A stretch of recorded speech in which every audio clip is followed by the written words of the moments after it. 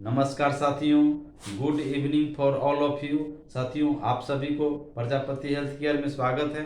मैं हूं आपका दोस्त डॉक्टर सगुनी पंडित, मरवन प्रखंड, मुजफ्फरपुर, बिहार। दोस्तों, जैसा कि आप सभी जानते हैं कि आप लोगों को बीच यूट्यूब के माध्यम से हेल्थ से रिलेटेड वीडियोज आप लोगों को बीच लाता हूं और प्रिवेंशन रोगों से बचाव के लिए मैं आप लोगों को हमेशा बात करता हूं और जो बीमारी स्प्रेड करता है वह स्प्रेड नहीं हो उसके लिए भी मैं आप वीडियो के माध्यम से आप लोगों को बताने का काम करता हूं।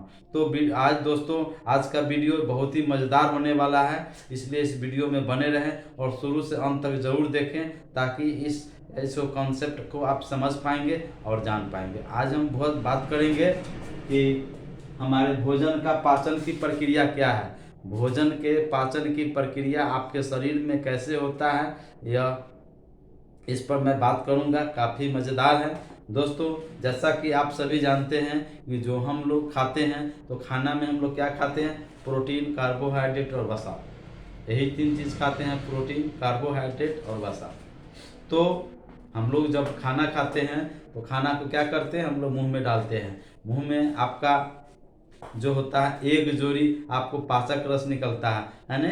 मुंह में दांत होता है, दांत का काम क्या है, जो आप भोजन करते हैं उस कॉम्प्लेक्स को, उस भोजन को बहुत ही छोटे छोटे छोटे छोटे टुकड़ों में तोड़ देता है। ठीक है, और तोड़ने के बाद हमारे पास जो जीभ होता है, जिसको जीभ होता है उसका काम क्या है, जिससे लार ग्रंथि होता है, सलाइवा होता है, वो भी एक तरह का एंटी बैक्टीरियल है। जो भोजन के माध्यम से कोई बैक्टीरिया आपके बॉडी में जा रहा था उसको बैक्टीरिया को मारने का काम करता है और साथ साथ भोजन को पचाने में भी काफ़ी मददगार होता है। काफ़ी हेल्प मिलता है भोजन को पचाने में। तो क्या हुआ, भोजन हम जब किए, करने के बाद आपका भोजन मुंह में गया, दांत का काम है चबाना, चबाने के बाद यहाँ पर ही जो है लैरिंग्स होता है। लैरिंग्स के बाद जो है से कि आपका भोजन कहाँ गया, जीभ, जीभ के बाद जो है से कि आपका गया फूड पाइप में गया। फूड पाइप में यानी भोजन नली में गया। भोजन नली का काम क्या है, डायफ्राम से होते हुए स्टोमक में धकेल देता है। भोजन को कहाँ धकेलता है, स्टोमक में धकेल देता है, जिसको हिंदी में हम लोग आमाशय कहते हैं। स्टोमक में HCl निकलता है, हाइड्रोक्लोरिक एसिड निकलता है, जो आपको एक तरह का एंटी बैक्टीरियल है, जो कि बैक्टीरिया आपके भोजन में अगर कुछ बैक्टीरिया बच गया तो वह एंटी बैक्टीरियल के कारण उसको नष्ट कर देता है, मार देता है। और आपका स्टोमक में जो है, जिसको हिंदी में आमाशय कहते हैं, उसको वहाँ 4.5 घंटा के आसपास में भोजन वहाँ इकट्ठा रहता है। दोस्तों, आप कहते हैं कि दिन में हम खाना खाएं या रात में खाना खाएं तो सुबह में हमको शौचालय से बाहर चला गया, आपका मल बाहर चला गया, पैखाना बाहर चला गया, ऐसा नहीं होता है। आपका जाने में समय लगता है, भोजन को पाचन करने में बहुत समय लगता है। खासकर जब आप सादा खाना खाते हैं तो उसमें आपको कम से कम तो 18 से 20 घंटा आपको लग जाता है। और जैसे ही आप मांसाहारी भोजन करते हैं तो कैसे हूँ, आपको उसमें 2 से 3 दिन 4 दिन आपको भोजन को पचाने में समय लगता है। ठीक है, तो आप क्या होता है, जब आप भोजन स्टोमक में गया, आमाशय में गया, असामाई को स्टोमक को 3 भागों में बांटा गया है, एंट्रम, बॉडी, पाइलोरस। तो स्टोमक का काम क्या है, भोजन को, जो स्टोमक में जो है आपका भोजन जग गया तो वहाँ गुथाता है, भोजन जो है कि वहाँ पचाने का काम करता है। जैसा कि आपको बतलाते हैं कि आपका जो आमाशय में गया तो पित्त और कोलोमरस जो निकलता है, जो प्रोटीन, कार्बोहाइड्रेट और वसा को पचाने का काम करता है। कौन करता है, स्टोमक करता है, आमाशय करता है। आमाशय के बाद भोजन कहाँ जाता है, आपको छोटी आंत में जाता है। छोटी आंत में भोजन कम से कम तो 18 घंटा रहता है। दोस्तों याद रखिए, छोटी आंत में आप एक नॉर्मल खाना मतलब समझिए कि सादा खाना जो है आपको 18 घंटा रहता है और वहाँ पर ही गुथाने का काम करता है। वहाँ क्या करता है, जिस तरह से आटा गुथा जाता है उस तरह से भोजन को गुथाने का काम करता है। एक तरह का मशीन है जो कि वहाँ आपको खूब छोटे छोटे टुकड़ा में बंटने के बाद उसको पचाने का काम करता है। तो छोटी आंत जो है से कि उसको भी 3 भागों में बांटा गया है। छोटी आंतों में उसको कहा जाता है उसको क्या है, उसमें हमको नाम ध्यान में नहीं आ रहा है, मैं अगले वीडियो में मैं बात करूंगा।